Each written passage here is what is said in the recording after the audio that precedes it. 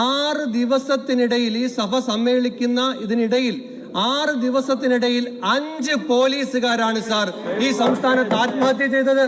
പോലീസുകാർ നിരന്തരമായി ആത്മഹത്യ ചെയ്യുന്ന സംഭവങ്ങൾ ഉണ്ടായപ്പോൾ DGPയുടെ ഒരു സർക്കുലർ ഉണ്ടായി സാർ.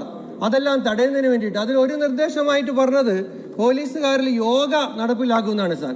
സാർ ഈ 16ഉം 18ഉം ചില സമയത്ത് 24 മണിക്കൂർ ഈ ഡ്യൂട്ടി നോക്കുന്ന ഈ പോലീസുകാരൻ സാർ എവിടെയാണ് സാർ ഈ യോഗ ചെയ്യാൻ സമയം?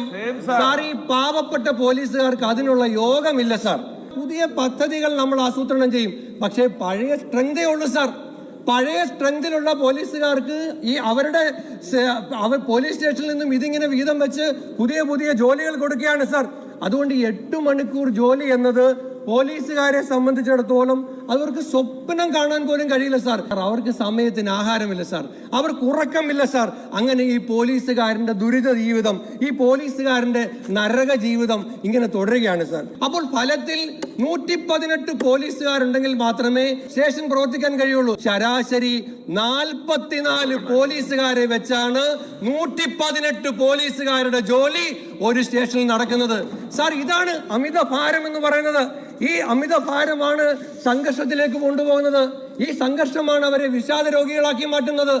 കുടുംബ ബന്ധങ്ങളിൽ പ്രശ്നം ഉണ്ടാകുന്നു, അത് വലിയ സംഘർഷമാകുന്നു, സമ്മർദ്ദമാകുന്നു, വിഷാദ രോഗമാകുന്നു. ചിലരൊക്കെ പിടിച്ചു നിൽക്കാൻ കഴിയാത്തവർ ആത്മഹത്യ ചെയ്യുന്നു. ചില ആളുകൾ സാർ ഇവിടെ 148 പേരാണ് സാർ സമീപകാലത്ത് VRS എടുത്തു പോയത്. VRS എടുത്തു പോയി. ഇനി അപേക്ഷകളുണ്ട്. ഇപ്പൊ പോലീസ് അപേക്ഷ അംഗീകരിക്കുന്നില്ല സാറ്.